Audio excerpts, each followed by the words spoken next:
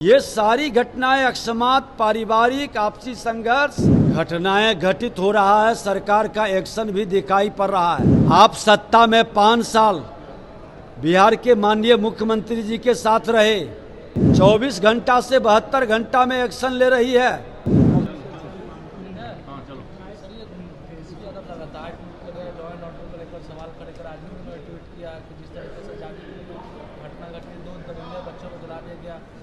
सरकार कुछ नहीं बोलती है, मुख्यमंत्री अचेत अवस्था में है।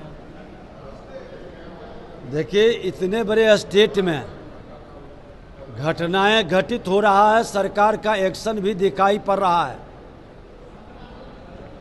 नेता प्रतिपक्ष आप सत्ता में 5 साल बिहार के माननीय मुख्यमंत्री जी के साथ रहे, आपके समय में घटनाएं घटित नहीं हो रहा था क्या? अरे एनडीए गठबंधन में तो सरकार एक्शन में है, 24 घंटा से 72 घंटा में एक्शन ले रही है और रिजल्ट भी दे रही है। और कोई गिरोह की राजनीति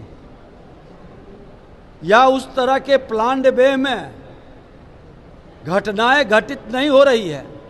ये सारी घटनाएं अकस्मात पारिवारिक आपसी संघर्ष और अपराधियों के गिरोह की राजनीति में तुरंत एक्शन हो रही है और तुरंत कार्रवाई हो रही है।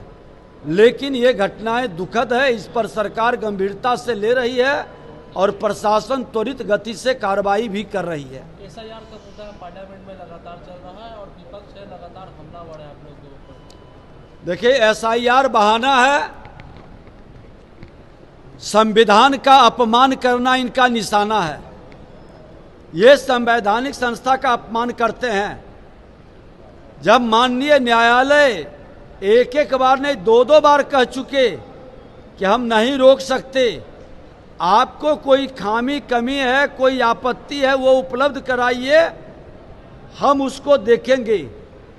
फिर भी जनता को भ्रमित करने के लिए अपने हार का ठीकरा चुनाव आयोग पर फोड़ने का ये राजद कांग्रेस के लोग बहाना ढूंढ रहे हैं।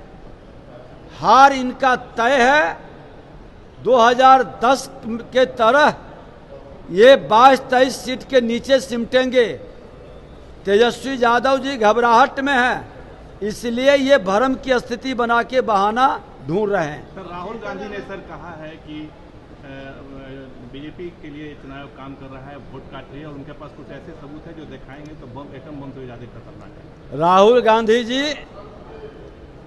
ये अप्पू और पप्पू दोनों मिलके संविधान को कितने बार अपमानित करेंगे?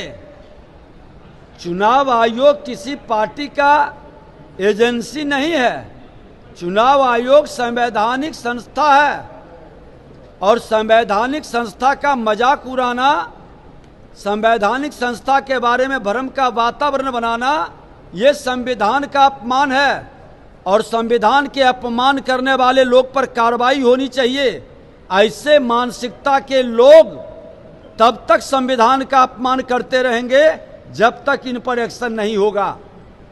आखिर क्यों संविधान, एक तरफ संविधान की किताब दिखाता है और दूसरे तरफ संवैधानिक संस्था का अपमान करता है? ये दोहरे चरित्र के लोग, भारत के संविधान में इनका विश्वास नहीं। चेतन आनंद के साथ एम्स में मारपीट किया सिक्योरिटी गार्ड और डॉक्टरों को। अब डॉक्टर है वो हड़ताल पर चले गए हैं, निश्चितकाल हड़ताल पर।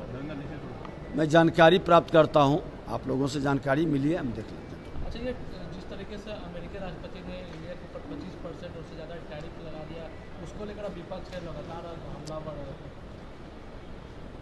जब यहाँ पर श्रद्धेय अटल बिहारी वाजपेयी जी के समय में परमाणु बम विस्फोट हुआ था तो सारा प्रतिबंध लग गया था, लेकिन श्रद्धेय अटल बिहारी वाजपेयी जी ने देश की आर्थिक व्यवस्था और उन्नति को बढ़ाते रहा। भारत 21वीं सदी का भारत, देश के प्रधानमंत्री नरेंद्र मोदी जी हैं और नरेंद्र मोदी जी के नेतृत्व में भारत का आर्थिक विकास की गति बढ़ेगी। हर भारतीय प्रधानमंत्री के साथ खड़ा है।